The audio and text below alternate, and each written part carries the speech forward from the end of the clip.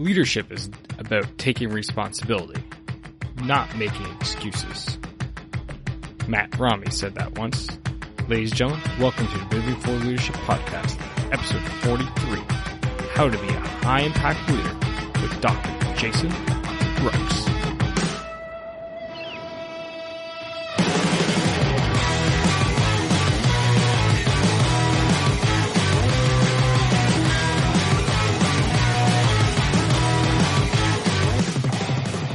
Hey folks, welcome to the Moving Forward Leadership Podcast. It's your host and founder, Scott McCarthy, and welcome to the best leadership podcast out there in helping you become a better leader. Doesn't matter if you work big business, small business, your government, you're not-for-profit, heck, you're a state-owned parent. We all need leadership in our lives, right?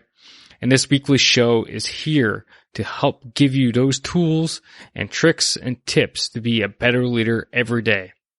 And today's show definitely has that for you. For those that are tuning in for the first time, welcome to Moving Forward Leadership Podcast. It's great to have you here, and it's great to have everybody here, the thousands of you out there listening. Truly enjoy everything that this community is bringing to me personally. So what's the show all about if it's your first time listening? Well, it's pretty simple. I, Scott McCarthy, have over 20-ish years of leadership experience under my belt. And what I do is I go out and find the world's greatest guests and bring them to the show so that they, along with me, can help you become a better leader. That's it. That's the Cole's Notes. Every now and then, I like to take the mic myself and go solo. So be on the lookout for those shows as well, because there's definitely a lot of great advice in there I personally think I have to give to you. And if you want to hear a specific topic sometime, don't be shy to shoot a message my way. It's Scott at movingforleadership.com. Or swing by the website, movingforleadership.com, and shoot me a message that way. I definitely am always open to suggestions from the listening audience out there. Only got the one thing I like to hit on before we get into today's guest, and that is if you're interested in helping support the podcast and the movement, then go to movingforleadership.com/support. And what that's going to do is going to bring you to my Patreon page. Now, Patreon is developed to help creators like myself find people who are willing to, basically donate a bit of money to upkeep and support what their efforts are. Now, in return, you actually get some goodies in return. Now, I won't go through the whole list. There are a couple different levels in there, but what I'll do is highlight the top list. And the top one gets you free coaching monthly with myself for leadership. So keep that in mind. And it's only $20 a month. Like, seriously, my coaching one-on-one services go for over $100. And if you're looking to support the podcast directly, I'm actually discounting that significantly to $20. So think about it. Let me know. Go to go to movingforleadership.com/support and help me with the podcast. Okay, so today's episode, how to be a high impact leader. And I brought in Dr. Jason Brooks to discuss this, all right? Dr. Brooks is another leadership podcaster, another leadership coach, executive coach, and so on. And this is what how he views leadership is, okay? And what he thinks in his mind, how people should be leaders and how they can be high impact leaders. So I'm not going to take away a lot of his thunder per se, but what I'm going to tell you is you're in for a treat because he and I have a great time on this show. We have a lot of fun, and he has a great message out there. So if you want to follow along with the show notes today, feel free to just go to movingforleadership.com/43, okay? 43. That's where the show notes for the episode are being housed at. Again, that's movingforleadership.com/43. Anyway, ladies and gentlemen, that's it for the intro. Now sit back, relax, get ready to take some notes, and enjoy my show with Dr. Jason Brooks discussing how you can be a high impact leader.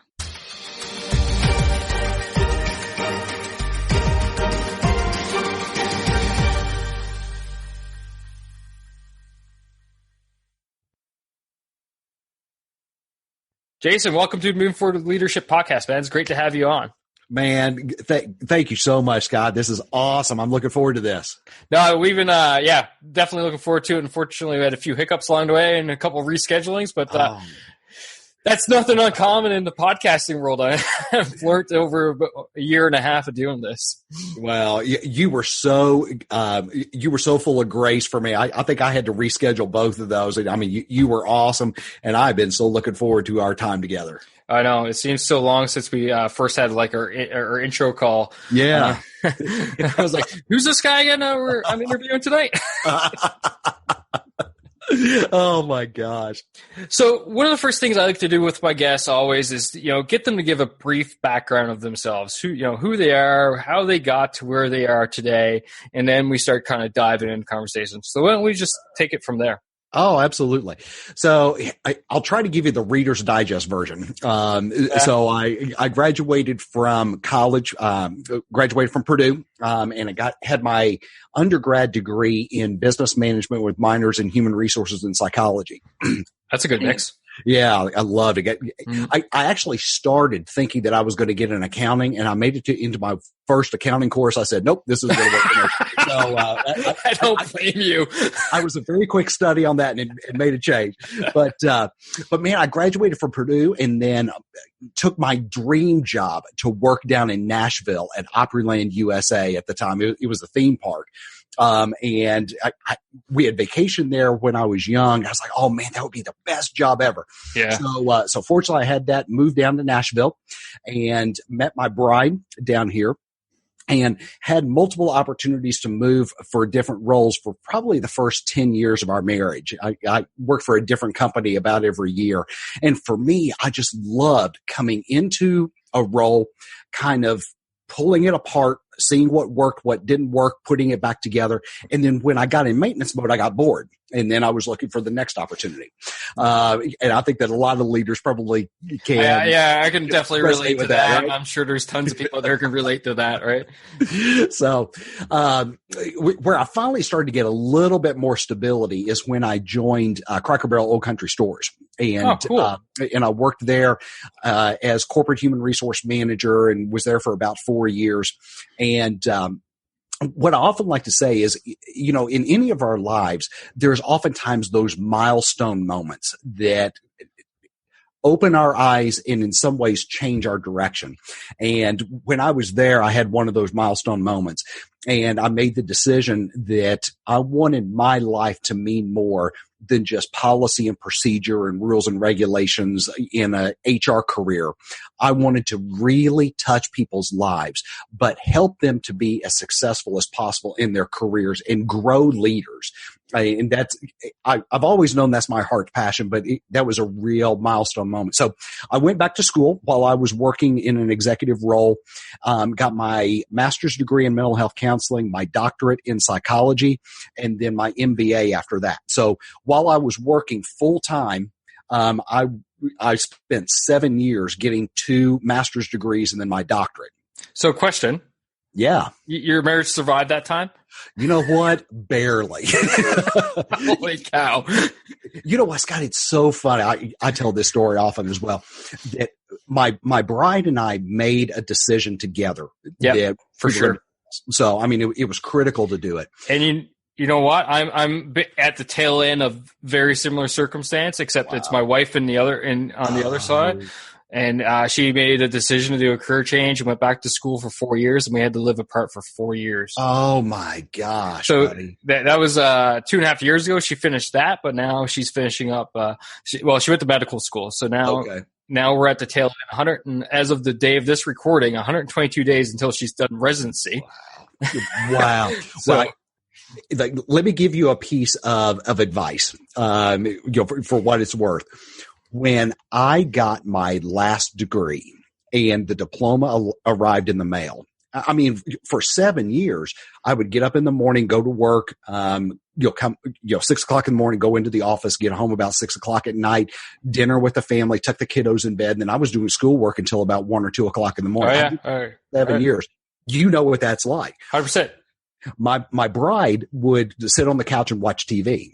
So when my final degree came in, I was so excited. I was like, we finally made it. And I came in and I sat down beside her and she said, this feels weird. And I was like, oh no. But, and I think that's part of where so much of my passion comes with helping leaders to create healthy balance in their lives, because you can make the right decisions, be completely aligned, but there are consequences for those decisions you make. Some of them positive, some of them, there could be some challenges with it. But anyway, our marriage survived. We're stronger now than ever, and she's one of my greatest fans. So for me, while those 4 years while we were apart, I took the opportunity and did my MBA. Oh, gotcha. Okay. So we have times when we were actually both sitting at the kitchen table, books open, doing your schoolwork, right? So, and I was across 2 different jobs. So one was a very high tempo job, operations officer for one of our training centers. So we were pushing through 3,500 students a year in our training center. And I was the guy that was responsible for the coordination of all the resources to get all these courses done. So yeah, it was not a, show up to work and, crack the books open and answer occasional emails. It was all day and occasionally sometimes in the evenings. And meanwhile, I'd come home and have supper and 10, 11 o'clock at night, just going. Well, I have a real sensitivity to folks that are able to push through the challenges. I mean, it's such a huge commitment, but there is no greater investment that you can make than in your own personal development and 100%. your own growth. So, that's why I try to be an inspiration and a motivation for folks that may be struggling with that, to say, don't give up. Yeah. Awesome. So you've kind of developed this ideology now about being a high impact leader, as you refer to it as. Where did that come about? Yeah. For me, having all those years of experience in corporate roles, I had the opportunity to be around a lot of leaders, some good, some that weren't so good.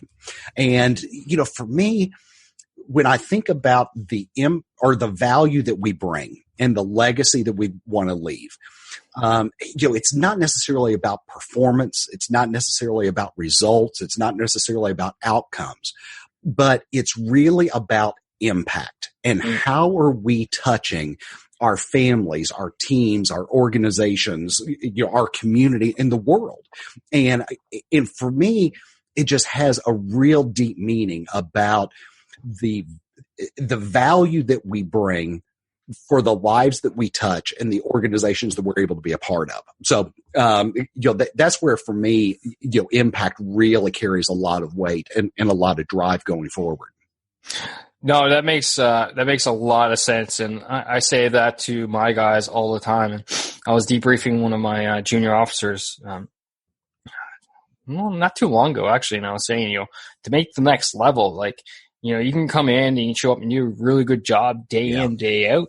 But if you're not driving something that is meaningful to make a difference for the better, you're basically keeping the status quo. And, that's right. And as leaders, any leader, anybody in the leadership business will tell you the status quo isn't really an option. Yeah. Yeah. So I kind of feel like we're talking about the same type of thing when you agree. Absolutely. Well, and I think too, for me, the word impact, one of the reasons that it carries so much weight, I really like John Maxwell's definition of leadership, is that leadership is influence.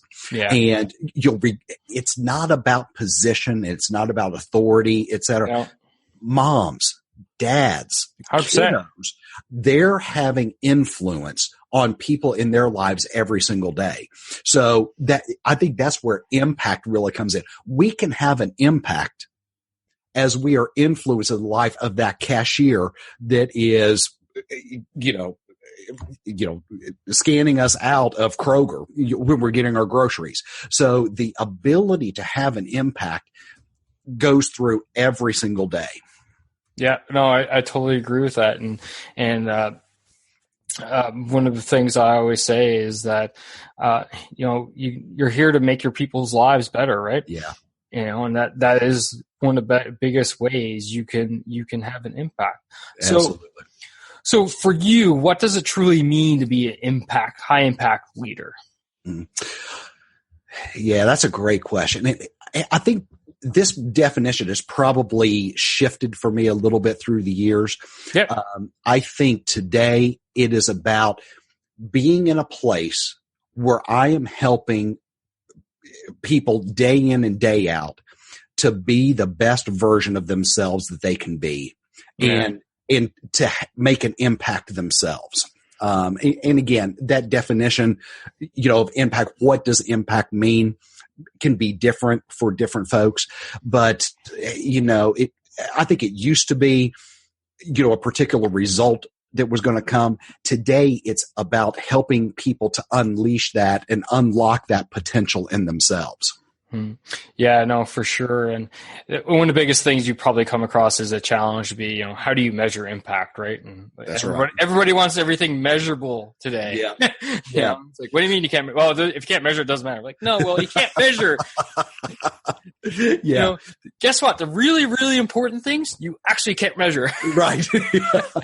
Well, and you're right.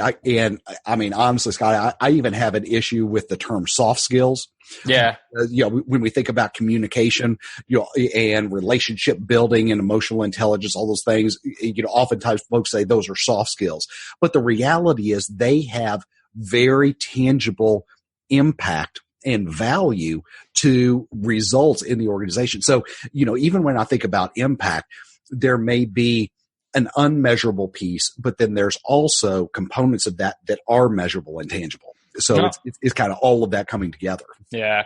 Always people say soft skills. I'm like, oh man, soft skills? No. You know what? They're the hardest thing to get through. That's exactly right. And the hardest thing to develop, because it takes forever. It takes, forever. And I've been at this game. I like to say I've been at this game since I've been a teenager. Yeah. Involved in leadership roles, responsibilities, and all this jazz. So I've been developing these skills for 24 years now. Yeah. And I am nowhere near done.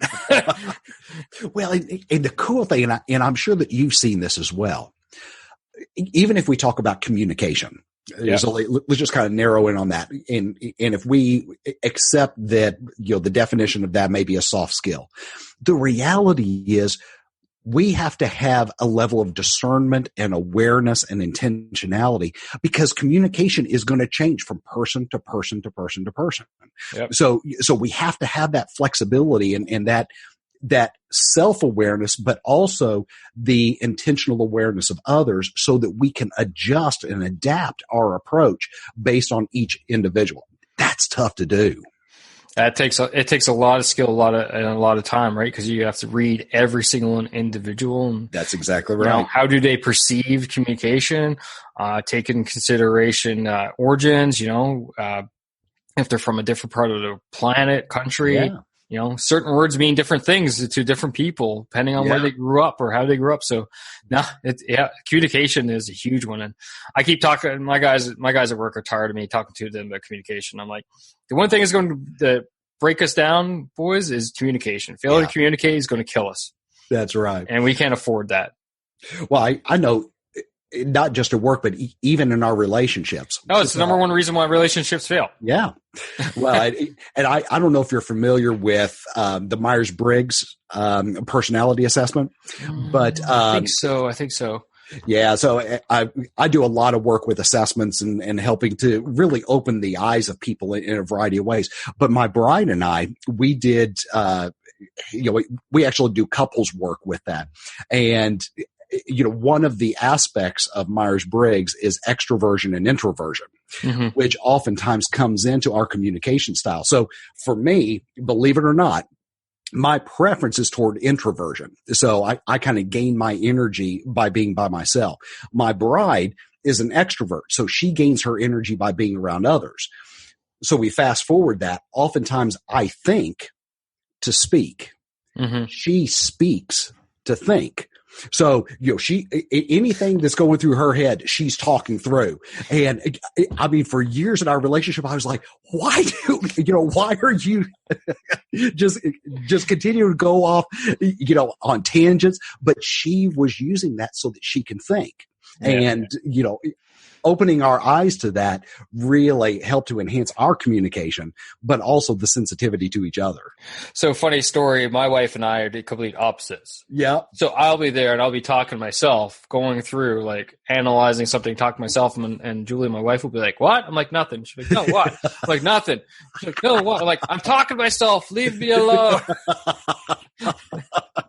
That is great. But the cool thing is you see that in yourselves, and you know that a lot of people don't have that degree of awareness, and it really creates challenges in their influence, their impact in their leadership. Yeah, for sure.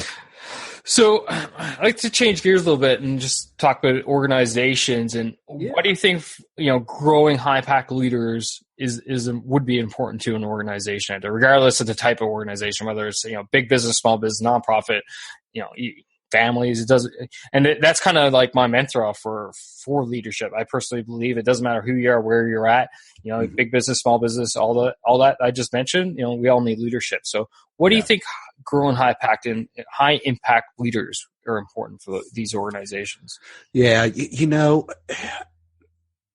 The complexity of organizations today is just increasing exponentially. I mean, we think about, the globalization of economies and industries and how we're so connected and those type of things. And leadership is critical to be able to stay focused, on track, on target, aligned, growing in a positive direction, making adjustments as needed. The flexibility and the agility that we have to demonstrate today goes beyond anything that we've experienced in the past. And without strong leadership and folks that can set the course and help us to stay aligned with where that direction is, organizations and individuals within organizations are going to lose focus, and start spiraling out of control. And ultimately it's going to lead to reduced profits, reduced customer experience.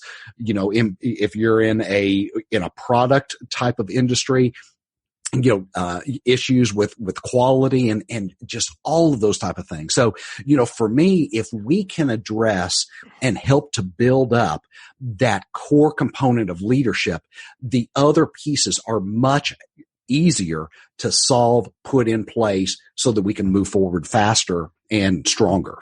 No, that makes complete sense to me for sure. It kind of goes to the ideology of just basically empowering your people, right? And getting them to be able to act on your behalf, which is something I'm a huge proponent for. Yeah. One of my guys said to me once, he looked at me, he goes, "Boss, you didn't give me enough rope to hang myself with." And I kind of sat back and I said, "What?"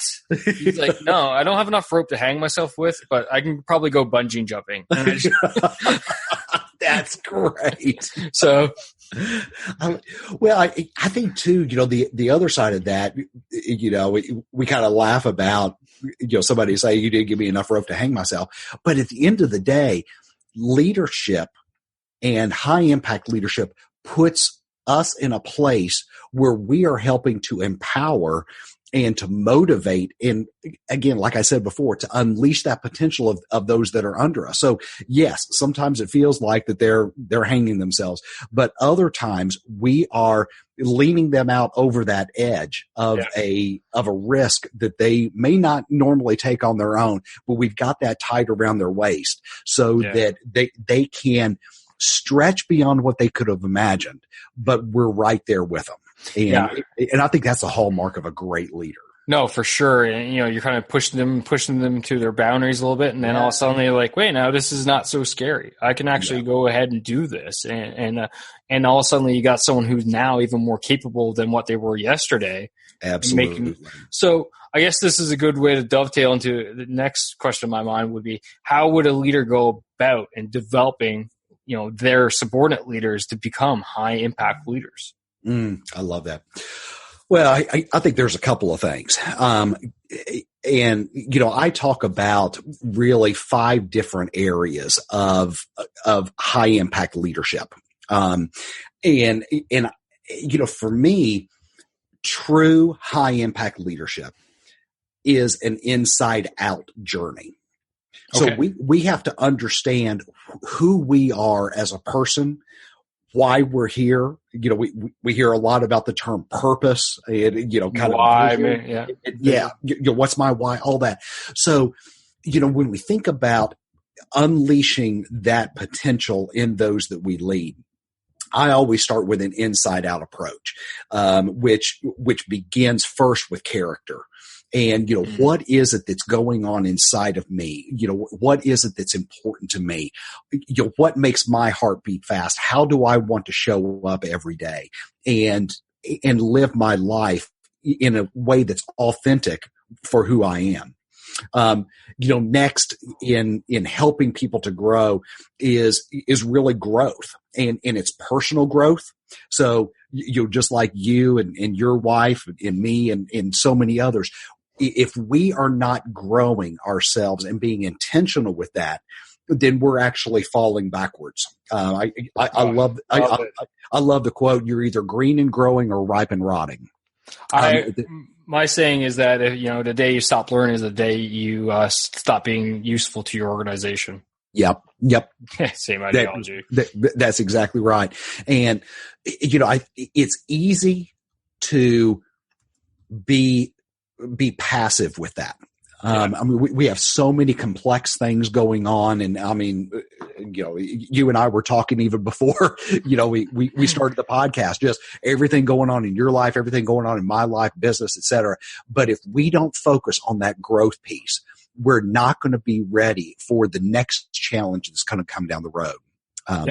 So for me, the third thing is relationships and really building that strong connection. And the reality is we were not meant to live this life alone. We have to have connection. We have to have, collaboration with others, and building strong relationships in an impactful way is just so important. Communication being one piece of how strong relationships build. The fourth area for me is results. So, we had talked about, the impact piece, and results are important because at the end of the day, if we're not bringing outcomes and we're not bringing solutions and we're not, moving the organization forward or our families forward, then we're going to struggle. So, it's looking at what are those measurable results that we need to be driving for. And then last is vision. And, having that strategic picture of what the future is going to be, being able to dream, being able to create and be naturally curious with that. So again, kind of in my thought for building and growing a high impact leader, it starts with the inside and then moves to the outside and how we are being authentic to ourselves and then ultimately leaving a legacy for the future. Wow, there's so many things running through my mind right now. They're all kind of just like slamming into each other to the point where I can't even think about them. I was going to say, and in conclusion, right? Yeah. I was just like, whoa, yeah, there's so many truths in it. Like it's just rewind for about 2-3 minutes there, re-listen to that, because there's just everything there is truth. If we're not authentic, if we don't start with our internal character of being a true leader and actually, to me, it's caring and loving your people. End of the day, you're not going to have an impact on their lives. You're not going to have an impact on the organization. And you're right. In the end, you do have to have some form of impact to the bottom line, because if not, well, then what did you do it all for? Yeah. Ultimately, though, right? And your boss is kind of going to be looking at you. Spent all this time doing what exactly? I'm not sure that was, I'm not sure if that was a good use of your time there, Scott. But I think the most important thing to realize that it doesn't always have to be completely focused at the bottom line. That's right. Right. And there are many other ways to, we kind of were joking earlier saying it's not measurable. You can find other ways to measure, has employee loyalty gone up? Has your turnover gone down? Right. That's right. Especially if you're in a high turnover occupation, retail. My God, retail turnover rates are ridiculous. All suddenly, and the amount of training that goes into training a retail employee, compared to how long they're actually on the job for, it's astronomical. So if you can reduce that, through being a high impact leader, store manager, then all of a sudden, you do have something which in turn eventually does impact the bottom line. So absolutely. Well, another example of that, we hear so much about employee engagement, right? And I think one of the last statistics I heard was that about 15% on average of your employee group are actively engaged. Yeah. About 50% are passively engaged. So they're just showing up, they're going through the motions. Yeah. And about 35% are actively disengaged, which means that they are actively looking for something else. They're wanting to exit. So when you think about also that oftentimes engagement is founded on the connection that people feel with others. If you know me, if you know what I'm bringing, if you know what makes me tick, and you help me to be in a place where I am bringing my best every day and able to do my best, i.e., relationship focused of a high impact leader, engagement goes up. Mm-hmm. So there are tangible results that can come in every one of these areas as it is lived out in the lives of the leader and then those who lead. And then, it just has such a positive impact overall. Oh yeah, no doubt. And yeah, employee engagement is such a critical thing. And it can be hard to find out, how do you actually find out how the percentage of your employees are actively engaged, passively engaged, or not engaged at all, right? Mm-hmm. I always say for the latter, the last, to actively disengage, you'll never hit zero on that. Right. Right. It's just, to me, that would be impossible to achieve for some good reasons. Like, so, every organization has an entry level job, right? Sure. And we all got to start somewhere. That's right. Right. Exactly. And you know what? Eventually someone's going to get bored and they want to eventually move up, and it's only so quick, or so many seats the next level up. Well, sometimes they got to look at the competitors. Yeah. But if you make a big enough impact in their lives, and even if they do go to another organization, I think, I've said this in other podcasts when we're talking about employee loyalty with a lady named Heather Younger, they're going to be a friend in court. That's right. Right. Yep. And, maybe they'll come back later to your organization if they still believe this type of organizational culture is there. That's right. Where they feel valued, they feel appreciated. Yeah. Even if they leave, we wish you all the best. We've never wanted anything but the absolute best for you. I know for teams that I've specifically led, I always create the environment where, if somebody is struggling with something, or maybe they're looking at another career opportunity, they come to me and they share that. And I remember one time there was a lady that was looking at another opportunity, and she was really struggling. Should I take it or should I not? Some insecure leaders, if one of their team members came to them and said, here's what I'm looking at, their immediate thought would be, how do I get rid of this person because they're not on board, and how do I get them replaced? Yeah. And for me, I worked with her for about 3 months to help her to really understand, where are you at? Where do you want to be? What impact do you want to make? All of those type of things. And she ended up leaving. But I'll tell you what, time after time after time after that point, she has sent folks to me that she can advocate and say, this is a place that you want to be. And I don't say that from a prideful standpoint. I say it from the standpoint of, if you treat the people, if you treat your folks the right way, it will return exponential dividends to you in the future. It may not necessarily be how you expect it's going to come, but man. Yeah, no, I got personal examples that almost identical to that. Recently, Actually, it was funny. We were talking before the show. We were talking about the busy period of the work, and right, and one of those being our financial reporting. So recently, a couple of weeks ago, one of my top tier employees, whose job is pure finance, got selected for another job elsewhere.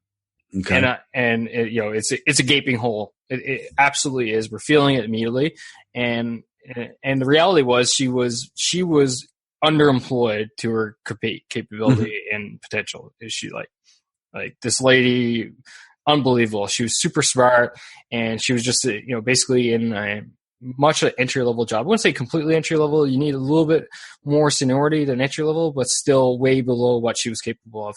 And I was the person that was like, jumping in joy. I'm like, woohoo, finally, I've been in this job for 19 months and I've been told you've been completely underutilized, and now you finally got that promotion you've been looking for. Wow. And everybody was like, boss, this is a this is literally the worst time of year for her to go. I'm like, it doesn't matter. You know what? It's the worst time of year for her to leave anytime. Yeah, for sure now. Acknowledge. But this lady is finally getting what she deserves. Well, and kudos to you, because you have made a relationship and emotional investment in her that she will never ever forget. And whether it comes back to you or she pays it forward to someone else, that is high impact leadership and a legacy. So great job. Yeah, and funny that you were mentioning the one of the employees leaving and then sending someone saying go work for this organization. Exact same thing happened to me. Exact same thing. From that lady? Nope, from a different one. Somebody else. Yeah, someone that worked directly for me. So I was able to she left on what we refer to as an acting role. So she got to do a higher level job for a short-term period to gain more exposure and experience. While working that job, she had another lady working for her, and she's like, oh, you want to come to work for my parent organization. So now, she came back and she kind of brought this other lady, who has a serious amount of potential as well, in tow with her. And that is awesome. Right. So, people, some bosses would immediately look at like, oh, I'm going to lose my superstar person that is a direct report to me for 4 months. Like, no. Yeah. Well, meanwhile, she goes and brings someone back with her who has high potential. And meanwhile, while she was gone in the first place, I was able to backfill her with another high performer. So, and she sent me back to her job. So all of a sudden, like my organization, we have, as I refer to them as friends in court, like spread across the world just because one person went on and acting. Yeah. Wow, that's a powerful story, man. And so you got 3 incredible folks from that one situation that others may have interpreted as being negative. But you could easily interpret it as negative, right? But no, every situation has a negative or a positive consequence or connotation. It doesn't matter. I don't care. It all depends on how you want to look at it. Yep. Right. Oh, I love it. Powerful, buddy. Yeah. So I think this is probably a good way to wrap this up. Is there anything that we kind of missed about being a high impact leader that you would want to focus on, or did we kind of go over it all? Yeah. I think we hit all of it at a kind of a high level. And what my hope is that regardless of where you are, and I know that your listeners are leaders and they're wanting to invest in themselves and grow, it doesn't happen by accident, and it requires intentionality and focus. So, I encourage you to consider these things. How are they playing out in your life? How are you working to grow each one of these? And again, each one of us is a little bit different. If you think about humility from the standpoint of character, that may look different for different people, but it's still a core piece of who we are. So, or of who a high impact leader would be. So, I just encourage folks, don't let this be the end of this idea, but continue to pursue this and look at ways that you can grow as a high impact leader. Oh, those are great final closing thoughts for sure. Jason, it's been great having you on. I always end my show with one last question for all my guests. Oh boy. Oh yeah. It's a gooder. What makes a great leader in your mind? For me, I think it is somebody that cares, that is investing in the people that they are leading, and is striving every single day to make a difference, regardless of what that is. But that, in my mind, is what makes a great leader. Absolutely. I couldn't agree more. It's been awesome having you on the show here. This is the point of the show where I kind of like flip the mic over and say, hey, take 30 to 40 seconds and feel free to give yourself a shameless plug. Where can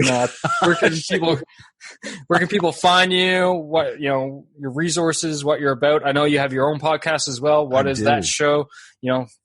Good.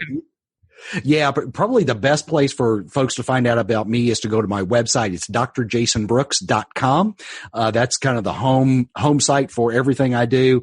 As you mentioned, I do have a podcast. It's called the Dr. Jason Brooks Leadership Podcast, where I invite, high impact wisdom leaders onto my show.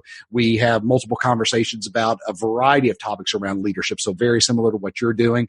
Would love folks to check that out. It's on iTunes, Google, Stitcher, YouTube as well. And definitely connect with me on social media. I put a lot out there that's kind of motivational and inspirational. That's part of who I am. I want to be a positive influence in the lives of people and help to grow leaders. So check me out on Facebook, LinkedIn, Twitter, Instagram. I'm everywhere, buddy. Awesome. And for the audience out there, I'll make it easy for you guys every time. So just go to movingforleadership.com/43. Let me double check. Yeah, 43. That's my lucky number. Oh, awesome. So yeah, movingforleadership.com/43, and everything there is going to be in the show notes for you, all the links and where you can find Dr. Jason Brooks. That's great. Again, it was awesome having you on the show.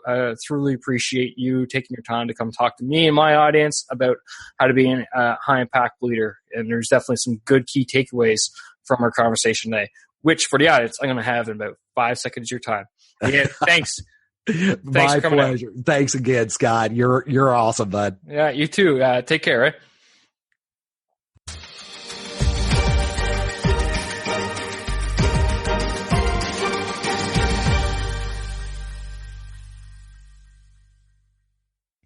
So, hope everybody enjoyed that conversation that I had with Dr. Jason Brooks.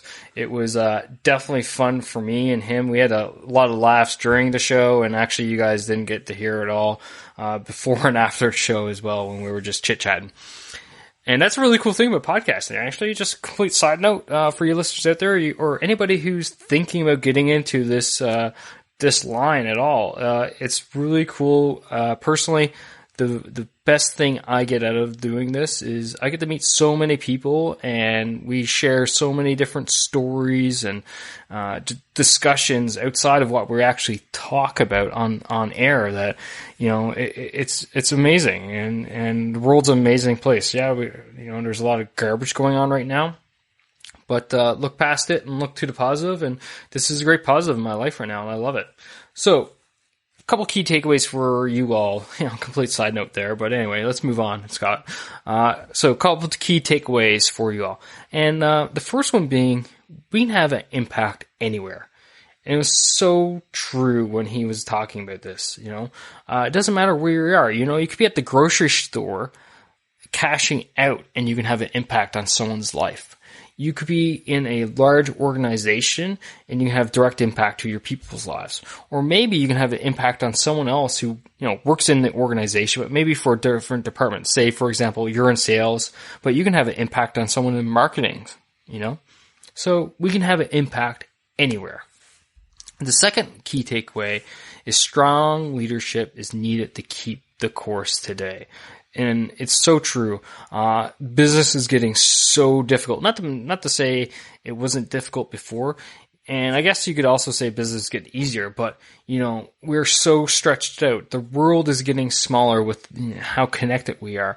I got a buddy who just, he works here in Kingston and he just went to Geneva for a couple of weeks for his job. He's all working with people all over the globe. So you have to be a strong leader to be able to keep everybody course, keep everybody on the same page, keep working towards that vision, and you do so by having an impact in their lives. And then finally, the last key takeaway is if you're not growing, then you're doing nothing.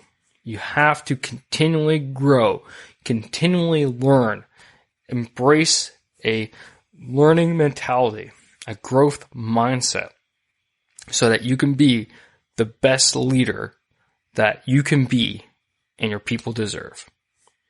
All right, ladies and gentlemen, I hope you enjoyed today's show. I thoroughly did. And again, all the show notes, movingforwardleadership.com/43. And you'll find all the resources there.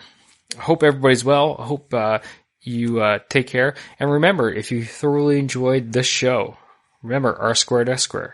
Rate and review so that other people can find out about it, and share and subscribe so that other people know that you enjoy the show and that you don't miss an episode. Okay, ladies and gentlemen, that's it for this week. Remember, keep pushing, keep trying, keep moving forward. Take care now.